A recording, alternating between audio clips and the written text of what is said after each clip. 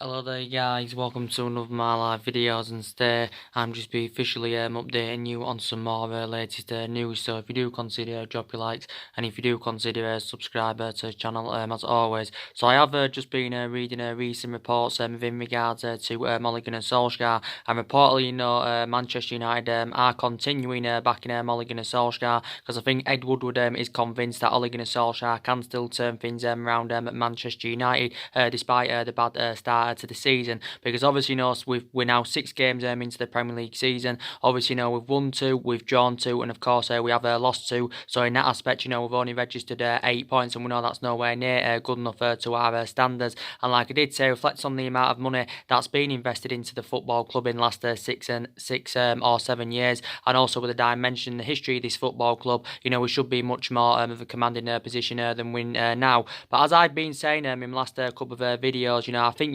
we need to back Ole Gunnar Solskjaer more. I do believe he needs time to make a further more investment in January and perhaps next summer, because we do know that Ole Gunnar Solskjaer wasn't backed enough throughout the course of the summer, and he can still quite frankly say he's in the process of rebuilding his Solskjaer. I'll credit him in certain aspects. He's got a lot of trustworthy in his young upcoming players. He did get rid of a lot of the deadwood throughout the course of the summer, and I still believe there's a lot of players here now that are no longer good enough to represent Manchester United. And I also credit him for the free players he did recommend into the football club during the summer. We spent over £140 million on Daniel James and Wan-Bissaka, and of course on Harry Maguire. And we have seen glimpses of what good signings they've proven to be so far, but we didn't address all the problematic areas in the summer transfer window. But this has only been Ole Gunnar Solskjaer's first summer as Manchester United manager, so I do believe we need to give him at least a couple of windows to recommend a couple more players in, because I do believe we need at least 3 world-class signings. But like I did say on my last video, who's to blame for Manchester United's inconsistency? And I think it's a bit of a mixture, to be quite honest with you. But I think the vast majority of the blame does stem from the board, because obviously the board didn't back Ole Gunnar Solskjaer enough throughout the course of the summer, as they did the show that Ole Gunnar Solskjaer would have been backed. Obviously with our failure to qualify for the Champions League, I think in that aspect that was one of the reasons that went against us in the summer transfer window, because I did say a lot of players would have had reservations about joining the football club. I also believe some of the blame does stem from Ed Woodward, because obviously Ed Woodward is the vice chairman. It's good that he's still got faith in Ole Gunnar Solskjaer, but obviously he's the chairman that oversees our transfer business. I think also some of the blame does stem from Ole Gunnar Solskjaer, because some of his tactics and that are questionable, and also some of the blame does stem from the players, because obviously some of the players have got to take responsibility. And analysing the games so far this season, I can pinpoint some games out already where Manchester United should have arguably won. Obviously we should have won the game at home to Crystal Palace. Obviously in that particular game we had a lot of shots, we had the majority of the possession, but we just wasn't clinical enough in front of goal. Arguably should have won the Southampton game away, should have won the Wolves game away. In certain games we're not playing particularly badly. We are creating chances in that. We're just not being clinical enough in front of goal, and this just seems to be the problem for Manchester United. And this is obviously something we do need to justify. And it was a similar sort of thing last season. Wasn't clinical enough in front of goal. So I think this season so far is replicating last season. So what I mean in that aspect is I haven't really seen much improvements. But if this bad run of form does continue to persist, the pressure will mount up even more on Ole Gunnar Solskjaer, and we could actually enjoy a worse season this season than what we saw last season, because last season was a huge disappointment. We finished 6th. Obviously we failed to qualify for the Champions League and that, and I think last season we did finish 32 points behind Manchester City. But like I said, I'm backing Ole Gunnar Solskjaer all the way. Obviously he's our 4th permanent manager since the Alex Ferguson era and that, and like I said, we need to give him time. We're not really known for the sacking club, despite the fact that 3 managers have already been sacked since the Alex Ferguson era. We're not really known for sacking a club, but I do believe the club need to give him a bit more time, because I think the board did actually assure at the start of the season that regardless of what happens this season, Solskjaer's job should be safer for at least this season, that because I still know he's in the process of rebuilding this Manchester United team. I haven't really seen much improvements under the Ole Gunnar Solskjaer era. What I saw under Jose Mourinho, Van Gaal, and David Moyes. You know, I haven't really seen much improvements in that.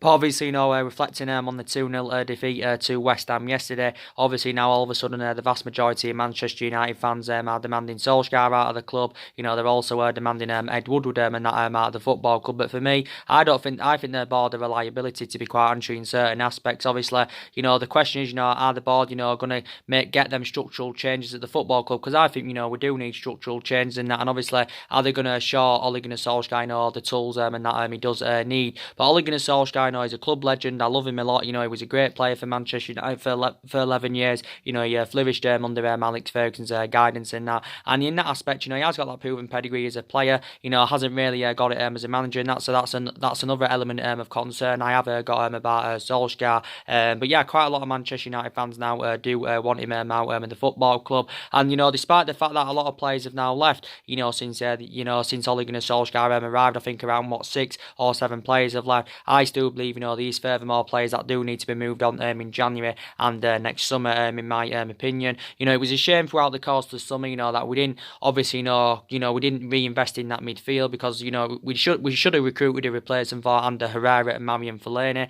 I think we do look a bit short up front as well. Obviously,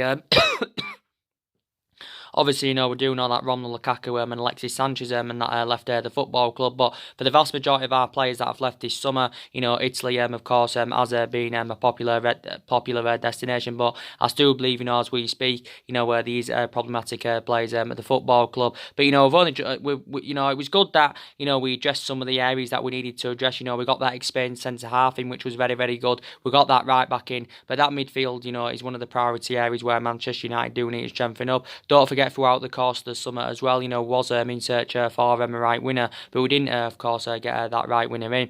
And I do believe, you know, Solskjaer did get a substantial amount to spend throughout the course of the summer, because don't forget, you know, there was reports emerging out saying that, you know, he had been given from between 200 to 250 million pounds to spend. You know, we did arguably say, you know, that should be enough, you know, to get around 5 players in, because Solskjaer did actually say at the start of the summer, you know, he wanted to recommend at least 5 new additions to the squad. But yeah, you know, we've been really, really poor so far this season. I think we are now sitting 8th in the league, and we've only managed 8 goals in the Premier League so far this season. And our away form has been very, very poor. You know, we haven't won away from home, you know, since the PSG game in the Champions League last season, of course, when Manchester United had produced that miraculous comeback and that. But for me, Solskjaer definitely, you know, does need time. I know, like, you know, the boards are not as ruthless as, you know, the boards and, you know, are not as ruthless, you know, as they used to be in that. But, you know, we just wasn't ruthless enough, you know, throughout the course of the summer. You know, it's not only been the summer transfer window wasn't consistent enough. You know, we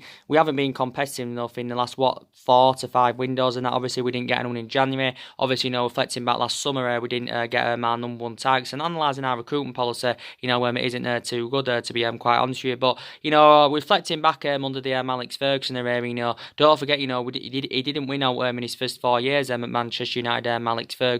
And, you know, when he got appointed in back in 1985 or 1986, was it, from Aberdeen, but he didn't win out in his first 4 years. And then look what happened. You know, look at the success, you know, we had under Alex Ferguson. We had 20 odd years of success under him. Obviously, I said, regardless who our manager is, you know, no one's gonna ever, you know, follow Alex Ferguson's legacy. You know, we're never gonna replicate, you know, what we did under Alex Ferguson. That's for me. Ole Gunnar Solskjaer, you know, does need time. Solskjaer's confirmed, you know, he does want to, you know, stick with the same policy and that, you know, obviously, you know, of signing young British players, because he did say that, you know, earlier on in the summer. So I think it reportedly said we are set to target up to 5 British players next summer. But yeah, you know, we haven't had a great start to the season, but, you know, these are still a long way to go. And I did actually say, you know, at the start of the season that, you know, our expectations this season, you know, will be to finish in that top 4. I want us to get into that top 4 so we can obviously, you know, get back into the Champions League. But, you know, it's looking like at the moment, you know, we're not gonna, you know, get into that top 4. Obviously, you know, due to our inconsistency in that. And obviously, like I said, Ole Gunnar Solskjaer's got to exceed expectation levels at Manchester United. But I think our aspirations, you know, will be that top 4 in the next couple of seasons and that. Because analysing our squad at the moment, you know, it isn't good enough to win the league. You know, it isn't good enough, you know, to mount any kind of title challenge up. And obviously, Solskjaer, does want to bring that fear factor and that winning mentality, back to Manchester United. But obviously, a lot of people have got huge doubts about that. But that fear factor, hasn't been there, since the Alex Ferguson era. But yeah, Solskjaer is still in the process of rebuilding. So we've got to try and make further more investment in January and perhaps next summer.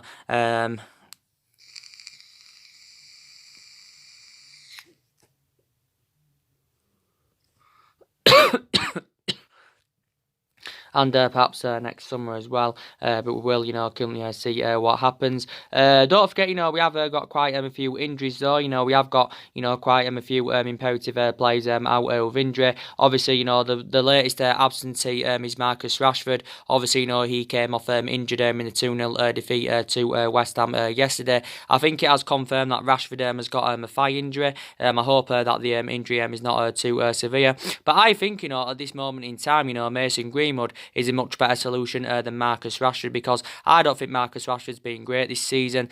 Some people do believe that he's overrated and that, but even though he hasn't been that good, I still think he's the long-term solution for Manchester United. Obviously, he likes to play as an out-and-out striker, does Rashford. Obviously, you can play him out wide and that. But Rashford's done okay in parts this season, but, he hasn't performed to the same sort of extent as how Martial's performed.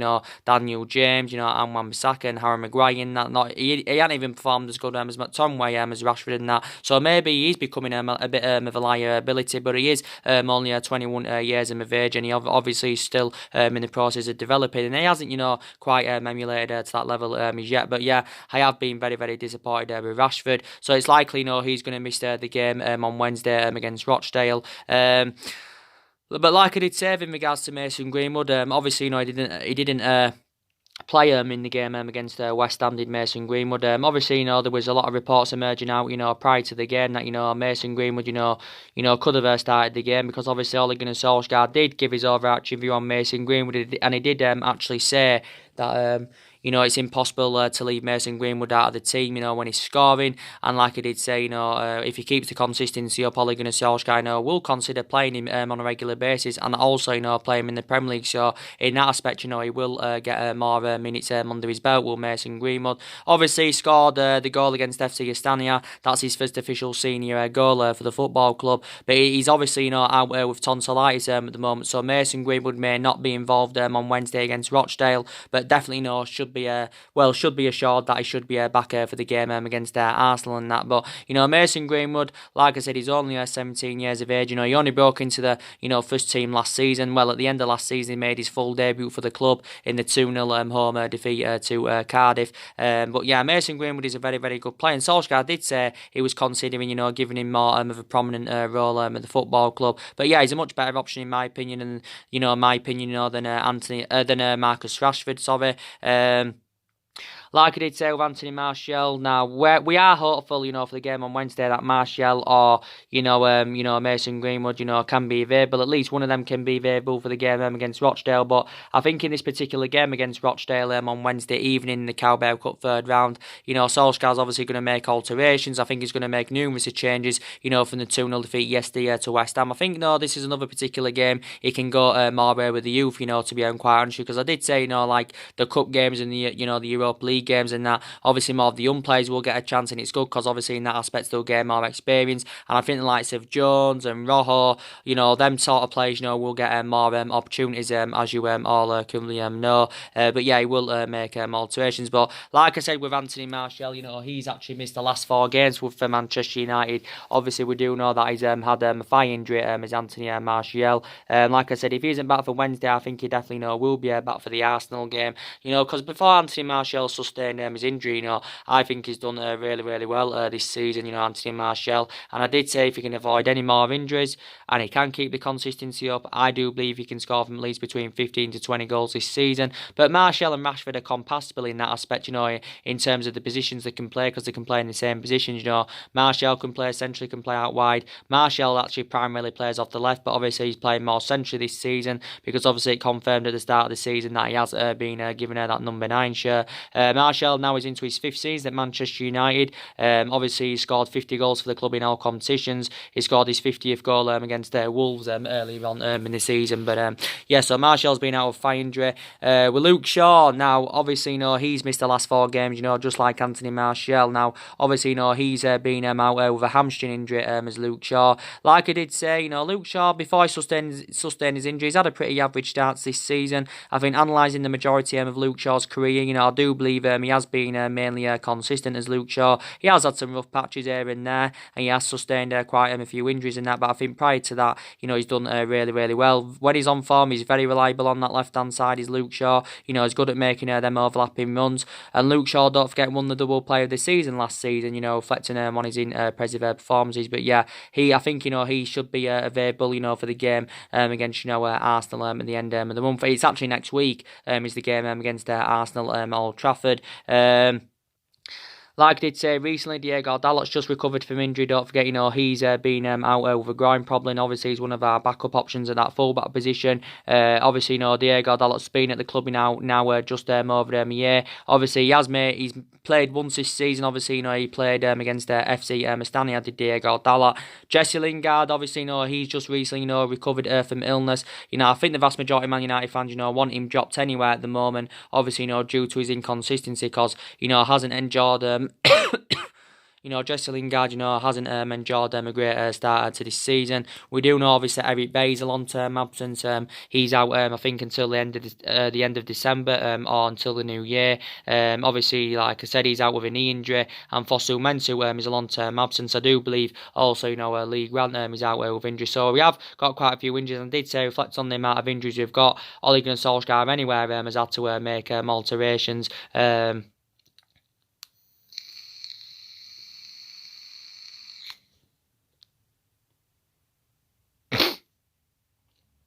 Ole Gunnar Solskjaer anyway knows how to make alterations and that.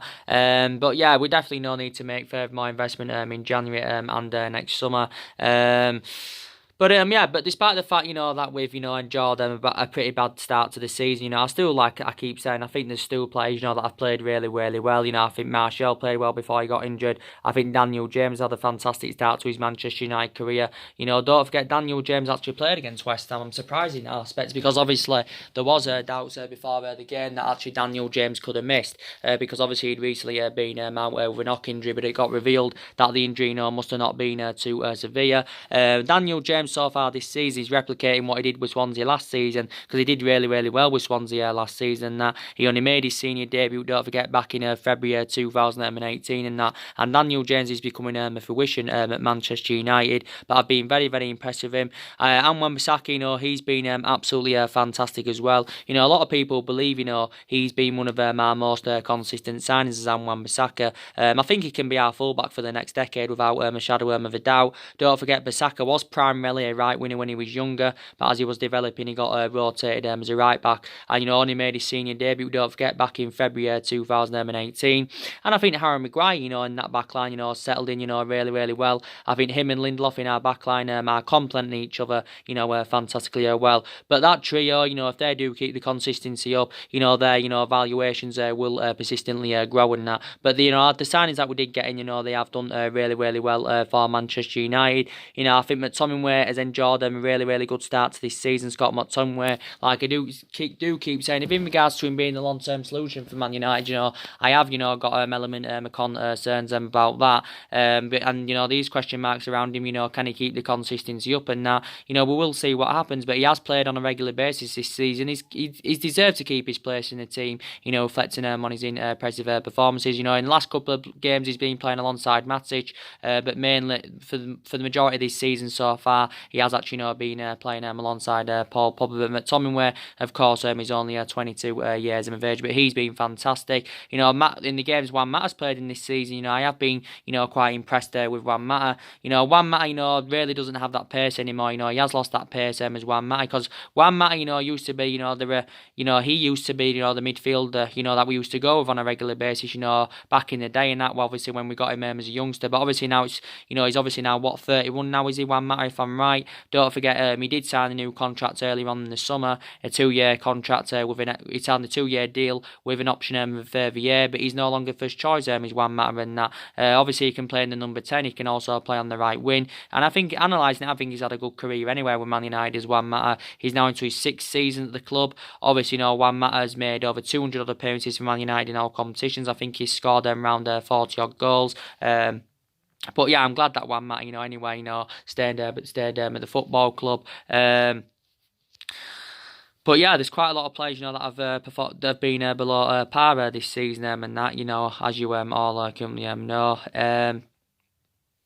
But like I did say, we're well known, for overpaying for players. Obviously, we're also known for spending a big on players and that. And, the problem is, when we overpay for players and then, when it comes to letting them go, we let them go for next to nothing, basically. And, there has been prime examples of that this summer. We did it with Darmian. Of course, we did it with Ander Herrera. We actually know that Ander Herrera's contract run down. And we did let him go on free transfer, don't forget.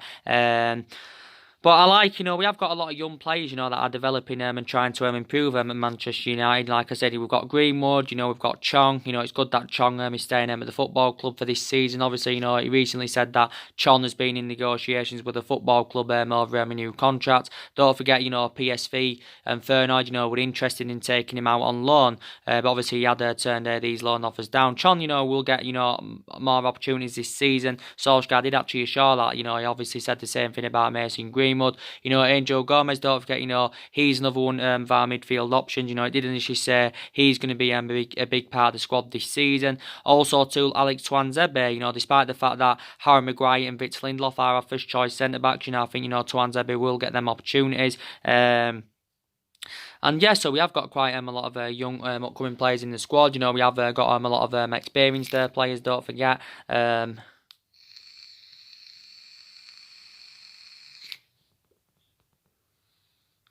We have got a lot of experienced players, don't forget in the squad. But for me, there is still problematic players at Manchester United. I think, I'll say some of the problematic players. I think Young's a problematic player. Obviously, Ashley Young's been playing on a regular basis quite recently. Obviously, mainly due to the absence of Luke Shaw. He has been fulfilling that left-back position as Ashley Young. But he's past his sell-by date. Obviously, reflects on his age. He is now, 34 years of age is Ashley Young. He's nearly 35 years of age is Ashley Young. I think he's 35 next year, if I'm right. Over the years, he has done really, really well, and he's been a good servant to the football club. Young's been at the club nearly a decade. I think now this is his 9th season as a Manchester United player. Don't forget the club give him a new 1-year extension last season, but I think we need to move him on at the end of the season. I think Phil Jones and Marcus Rojo, that duo there, two problematic players at the football club. Jones again, he's been a long-serving player at Manchester United.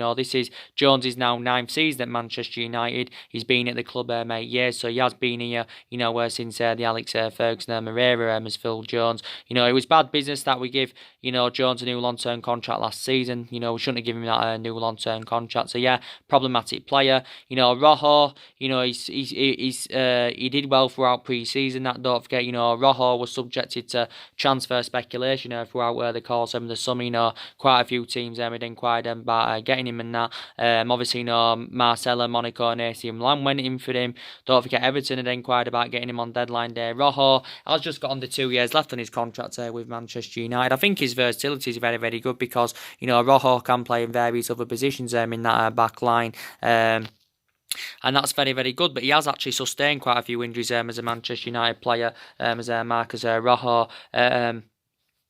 But yeah, we can cash in for both players. We can cash in for Jones, we can cash in for Rojo, because Jones signed a new long-term contract last season. Rojo, like I just said, has got under 2 years left in his contract. So maybe we could cash in maybe at least between 25 to 30 million pounds for their departures. But despite the fact anyway, like Chris Smalling went out on loan to Rome, we have still got 6 centre backs in the team, as you all know.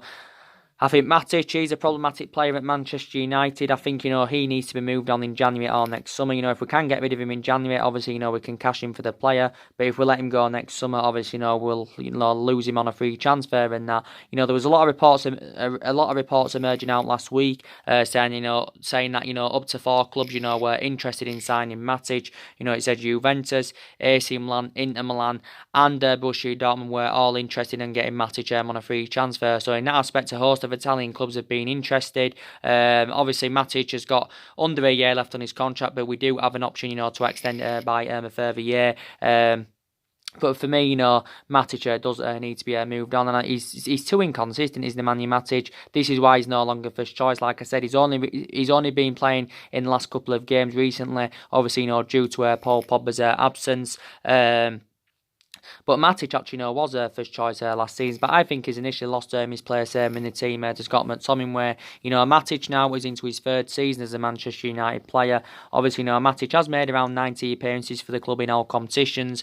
67 of those appearances have actually come in the Premier League. And yeah, we overpaid for Matic. We paid around, was it £40 million for him from Chelsea? Was it 35 million up front? With 5 million mid add-ons, and he makes that midfield look totally imbalanced. He's too slow. Obviously, he's 31 years of age now, so I think he's another player that does need to leave the football club. So I have got an element of concerns about him.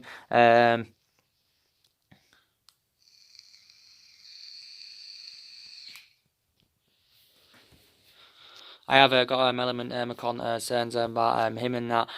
Like I said, in regards to Paul Pogba, it was good that he remained loyal to the football club this summer. We do know that he's going to be staying at the football club at least until January or next summer. Is Paul Pogba. Don't forget, Real Madrid, were relentlessly linked with him throughout the course of the summer, and obviously throughout the course of the summer, Pogba had a long running transfer saga. Now, recently it says that Paul Pogba has purchased a guard dog for around £15,000, and that obviously it's a substantial amount of money to me. Well, £15,000 would be a substantial amount of money to me. I haven't got that, but if I had it, it would be substantial to me. But obviously to Paul Pogba, and that it's basically nothing to Paul Pogba and that. But reportedly he's just paid that for a guard dog. Obviously Solskjaer recently spoke about Paul Pogba, and Solskjaer's actually informed Real Madrid that Paul Pogba is not going to be for sale in January. So any attempts from Real Madrid in January will be unsuccessful. This is stemming from Ole Gunnar Solskjaer, and reportedly he's informed Real Madrid saying that Paul Pogba is going nowhere in January. But I still believe deep down that Paul Pogba's wants to leave the football club, like he did reveal earlier on in the summer, because don't forget he did say he was seeking for a new challenge, and Paul Pogba, don't forget, publicly admitted that he did want to leave the football club and that. And I did give you the couple of main factor reasons why he probably said Pogba wanted to leave, because maybe he wants to be in Champions League football, maybe he wants to be playing amongst better players, maybe he's frustrated with lack of competitiveness and that. So maybe these are the reasons why he does want to leave. But Real Madrid was his first choice preference throughout the course of the summer. Obviously we wanted a substantial amount for him in the summer, and this was a stumbling block of Pogba making his move to Real Madrid. I think we quoted out that we wanted somewhere in the region of around £180 million. Obviously Real Madrid were not willing to pay that. Real Madrid spent a substantial amount throughout the course of the summer. They spent around £300 million on 5 players. They did get some decent signings as well. They got some Galacticos in. They did sell some players, Real Madrid, so they did generate some of the money back, and that I think they were trying to sell more players, so they could have funded the move for Paul Pogba. But Zinedine Zidane will be infuriated that he didn't get his number one priority target. Don't forget Real Madrid had Christian Eriksen on their agenda. If Paul Pogba is to renew his contract at Manchester United, then I think Real Madrid's alternative will be to go get Christian Eriksen on a free transfer at the end of the season when his current deal expires with Tottenham. I actually would have liked Christian Eriksen at Manchester United, because don't forget we inquired about getting him just before transfer deadline day. Went in for Christian Eriksen, and I think he would have addressed our midfield well. Obviously he's got that experience of playing in the Premier League and that. But yeah, so I think, if we are to soften our stance on Paul Pogba in January or next summer, probably, we'll demand the same amount, more or less, as what we demanded, earlier on in the summer. But yeah, recent reports have indicated out saying, we're, set to sit down with Paul Pogba's agent, Mini Raiola, and discuss about Paul Pogba's future and over the possibility of renewing his contract, because Pogba's got 2 years left on his contract at Manchester United with an option to extend it by a further year, and Pogba is on around 290 grand a week, so he's just on under £300,000 a week. So in that aspect, he's one of the highest paid players at the football club. I think he's the second highest paid, just behind David De Gea. But I think if Pogba is to commit his long-term future at the club and sign a new long-term contract, Pogba will definitely want somewhere in the region from between maybe 350, between 400, maybe 400 to £500,000 a week and that. So he'll obviously, demand a massive increase in his wages. But it wasn't only Real Madrid that were in for him, don't forget, also, there was talks about him making a return back to Turin, because he did have 4 good years there with Juventus and that, and he did really, really well. He exceeded expectation levels and that, he hasn't really replicated any of this form at Man United. We have seen him at his best as a Manchester United player, Paul Pogba. Obviously, PSG reportedly, nearly got him on deadline day, allegedly, but he's moved to PSG never materialised due to the Neymar saga. Because there was reports of Neymar making a possible return back to Barcelona. Obviously, Neymar is the most expensive player in the world. Obviously, if Pogba was to leave for around £180 million, in January or next summer, he would be the second most expensive player in the world, would Paul Pogba. But we're not going to let him go for next to nothing in that. Obviously, we do want to make him a huge profit on the play, but we're very adamant anywhere, and Solskjaer's adamant, that Paul Pogba is not for sale. And don't forget, Barcelona had inquired about getting him, don't forget. But it actually got revealed a couple of weeks ago, saying that Adidas had a big part to play in, Pogba staying at the football club, because reportedly Adidas wanted Pogba to stay at the football club, because they believe it's better for them commercially. But Solskjaer, it was initially in Ole Gunnar Solskjaer's plans anyway, to build a side around Paul Pogba. But Pogba is 26 years of age, so in that aspect, he has still got a lot of development minimum. And you mainly see the best of Paul Pogba, when he's 3'd up.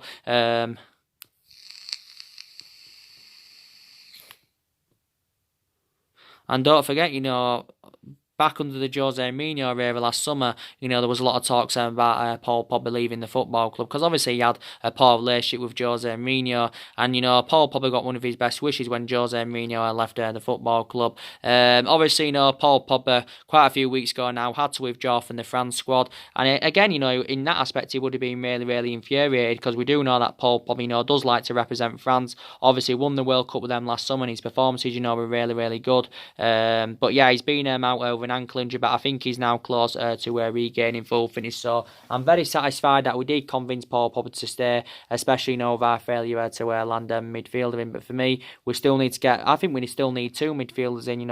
Obviously the plan was throughout the course of the summer to get a replacement in Fernando Herrera and Marian Fellaini and keep Paul Pogba at the football club and that. But, we did keep Paul Pogba. Obviously, we didn't get them midfielders in, of course, that we did, want to recommend into the football club. But for me, I think some of the players, we was in for throughout the course of the summer, maybe we will reignite our interest in them in January. Maybe we'll leave certain, players until next summer and that. But look at the players, we was in for throughout the course of the summer. We inquired about, obviously, getting Christian Eriksen towards the back end of the window, like I said. Obviously, don't forget, throughout the course of the summer, Bruno Fernandes was one of our main priorities targets, and for the entirety of the summer we tried getting Bruno Fernandes, and I did say I would have been excited about the prospect of Bruno Fernandes playing alongside Paul Pogba in our midfield, because I think they'd make a fantastic base, they complement each other really, really well. But obviously we didn't get Bruno Fernandes. Don't forget, we inquired about other players. We tried getting Dybala in the last couple of weeks of the window. We also tried getting Mandzukic in, and that obviously, they were possible replacements for Lukaku, because I think still the vast majority of Man United fans, still believe, we need to recruit a replacement for Romelu Lukaku and that. But reportedly, I was reading reports the other week, and it actually said, we've identified Jadon Sancho and James Maddison as our number 1 priority targets for next summer. So if we are to go in for them, it should, it probably will happen next summer. We are aware that, Jadon Sancho and James Maddison are going to cost us a substantial amount. Probably, we're well, Jadon Sancho is probably going to cost us in the excess of around £100 million. James Maddison's probably going to cost us around £70 or £80 million. Obviously, we've already done business with Leicester this summer with Harry Maguire, because obviously, we paid £80 million for Harry Maguire. He's the most expensive defender in the world, and is actually, the second most expensive signing at the football club. But yeah, Leicester will want a similar fee if they are willing to do any business with James Maddison. Obviously, we're probably seeing James Maddison as the adequate replacement for Pogba, because James Maddison is predominantly an attacking midfielder, even though Brendan Rodgers has played him on the left quite a few times. And, with Jadon Sancho, he's primarily a right winger. Don't forget, Jadon Sancho, we was in for him early on in the summer. We actually identified Jadon Sancho as our number one priority target back in January, but our move for Jadon Sancho never materialised, with our failure to qualify for the Champions League. And I like Jadon Sancho a lot, and I did say, I would be excited about the prospects of Jadon Sancho, playing alongside the likes of Martial, Rashford and Daniel James in our attacking line, because I think, they're blending really, really well together. And Jadon Sancho, as he became a fruition, for Borussia Dortmund, as soon as he joined them, basically. And, his consistency, he's been so consistent in the 2 years he's been with Dortmund. He's now into his third season as a Borussia Dortmund player. I think he's made over 60-odd first-team appearances, scored around 17 or 18 goals. He's under contract with Dortmund until 2022, is Jadon Sancho. But yeah, I think reports said, he was set to leave Borussia Dortmund next summer. And he has got ambitions as Jadon Sancho, and his ambitions are to win titles with Dortmund, but he said he doesn't know still where his future holds. So he's uncertain about his future. Don't forget, he served a couple of years with Man City before he was at Dortmund, Jadon Sancho, but obviously never got a shot of first-team football at Man City. So this is the main factor reason why, he left City to join Borussia Dortmund. So it's beneficial anyway, because he's already had, experience playing in the Premier League. And as for James Maddison, I like him a lot. I think he's done really, really well with Leicester. He's now into his second season at Leicester. Obviously, last season was his debut season in the Premier League. Obviously, he's got 4 years left on his current contract with Leicester. Throughout the course of the summer, he wasn't one of our main priority targets, but, we was tentatively linked to him, and reports were emerging out saying that, we've been, interested in, James Maddison since June. Quite a lot of teams, were tracking him, when he was a youngster at Coventry, because he was a product of their academy, don't forget. Leicester paid around £20 million for him from Norwich last summer, because he did serve a good couple of years in the Championship, and of course he is only 22 years of age. But I think if he came in, he would add depth in our midfield. So they're two players we're likely to go in for next summer. But yeah, definitely further more investment is needed in the squad and that. But we've got the financial power to meet Jadon Sancho's valuation and James Maddison's valuation, because we're a massive club. We've got massive revenues.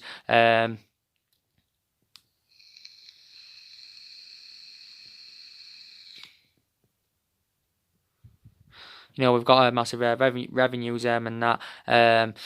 But yeah, so I've already said to you, a lot of money has been spent at Manchester United in the last 6 or 7 years or so. Obviously under all the managerial eras, I think an estimate, I think it's somewhere nearly in the region of around £900 million we've invested on players, since Alex Ferguson's retirement and that. Obviously that's not taking into account what we spent under Ferguson. It is around £900 million that's being spent. Obviously if you want to take into account what we spent under Ferguson, it's way over £1 billion that the football club have spent on players. Not only that, we have got now players on big contracts. But yeah, it's around £900 million. Over £140 million this summer under Solskjaer.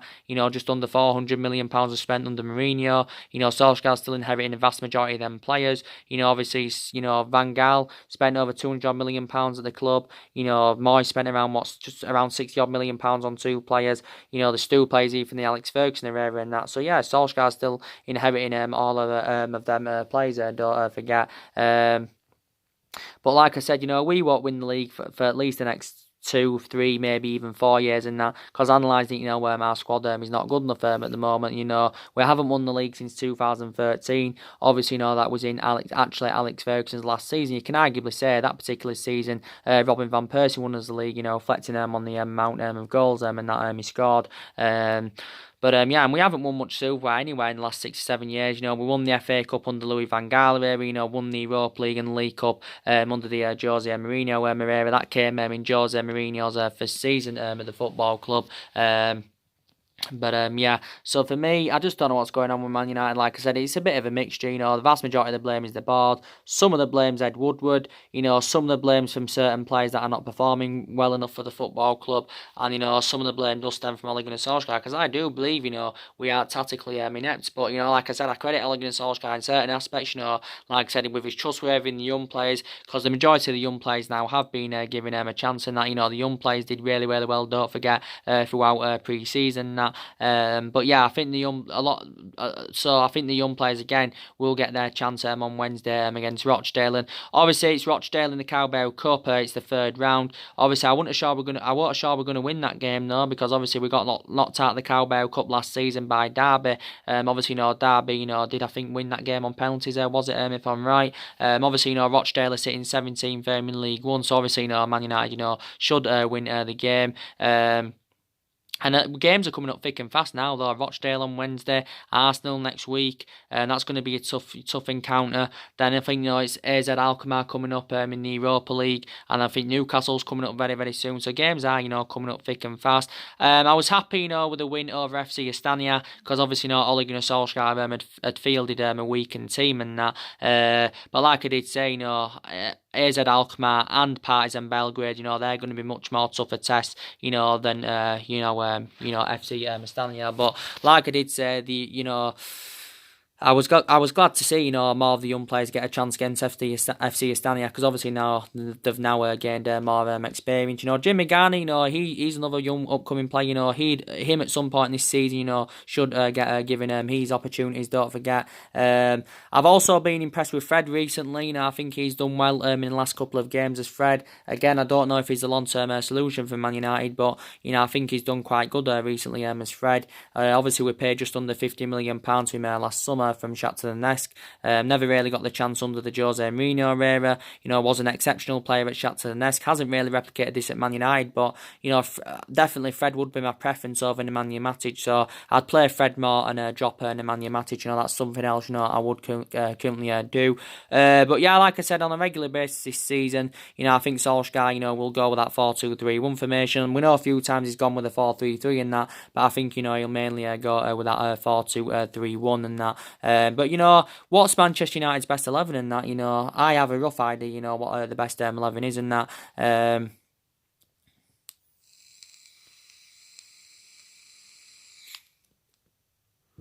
I have an idea in that. What the best 11 is and that. But yeah, I'm also happy, that we've sorted the contract renewals out. Good news came out last week. 2 players committed their long-term futures with Man United. We do know that Victor Lindelof signed a new long-term contract with the football club. He signed a 5-year deal with an option of a further year. Lindelof, analysing his performances so far this season, hasn't been as I thought, it would have been. He's in a couple of games this season. He has been a bit below par in that Lindelof, but I think prior to that, he has done mainly okay. I still believe he is flourishing at Manchester United. Is Lindelof, and we only paid just over £30 million for Victor Lindelof. Don't forget from Benfica back in 2017. He's made 75 appearances for the club in all competitions. But I think mainly he's settled in really really well. Well, he didn't really settle in his first season. Let's be honest, he struggled for consistency in his first season, but then in his second season there were vast improvements. So he was comparison in his second season to his first season, and I think so far this season, some parts he's replicated what he did in his second season, but these are a couple of games this season, he has performed a bit below par as Lindelof. And like I said, David De Gea signed a new long-term contract, last Monday. He signed a 4-year contract with an option of a further year. Obviously he's now the highest paid goalkeeper in the world, is the highest played at the football club, but I'm very very glad David De Gea committed his long-term future with Man United. We have got a couple of backup goalkeepers. We've got Romero. I think Romero obviously will play in the Cup and the Europa League games. I think Romero probably will be in line to start against Rochdale, because he's got that experience of participating in the Cup competitions and that. Romero is our second choice keeper, not reliable enough to come out on one goalkeeper. Obviously Lee Grant is another backup, don't forget about. I think as you all know, he's out of injury, and we know that Dean Henson and Joe Pryor have both been loaned out. Dean Henson's gone on loan to Sheffield United. I think it's good in that aspect because he's going to get more experience. He's still very very young as Dean Henderson, and Joe Pryor, to be quite honest with you, don't really know much about Joe Pryor. But like I said, we've give some players, new contracts anyway, that were currently, well, a few players that were currently in their last years of their current deal. We did it with Martial back in January. He signed a 5-year deal. We did it with Rashford, even though there was an option to extend his. Well, he did have a year left in his deal, Rashford, with an option of a further year. Obviously, before, we give him that new contract early on in the summer. Juan Mata was currently his last year. Visa, current contract, don't forget. Obviously, Ashley Young signed a new 1-year extension last season. So we have sorted them contract renewals out. There's certain players, we shouldn't have given contracts to. We shouldn't have given Jones new long-term contract. We shouldn't have even given Smalling a new long-term contract last season. We shouldn't have given Young that new 1-year extension. Some people were disappointed that we gave McTominay that new contract and that, but I think, to be fair, McTominay's done well this season. I think Pereira signed a new contract earlier on in the summer as well. I think also didn't Dean Henderson sign a new contract, if I can remember rightly. Yeah.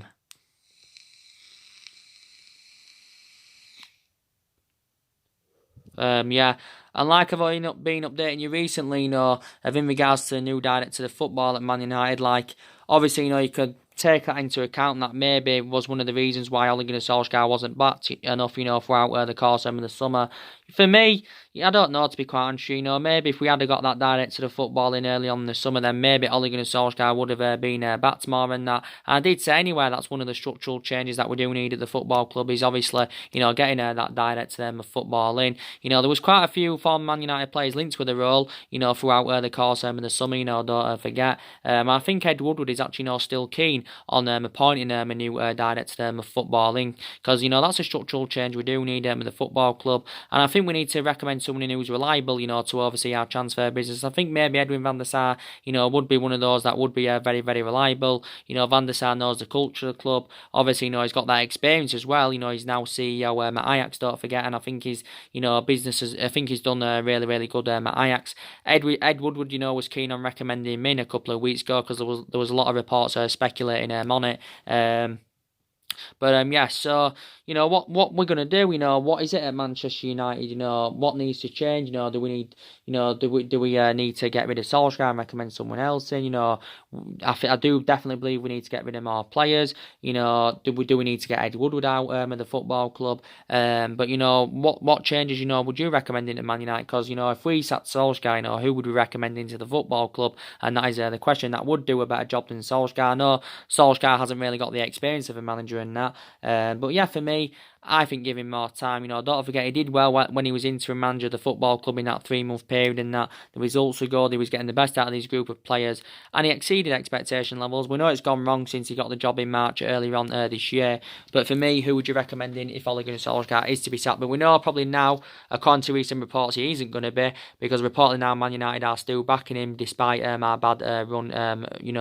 Despite our bad start to this season, Man United are still backing him. So obviously, we're not being the board and Ed Woodward are not being ruthless on Ole Gunnar Solskjaer. Our stance is soft on Solskjaer at this present time and that. But I said, if the bad run of form does continue to persist, then eventually, I think, Solskjaer will end up, getting sacked by the football club. Probably won't happen this season and that.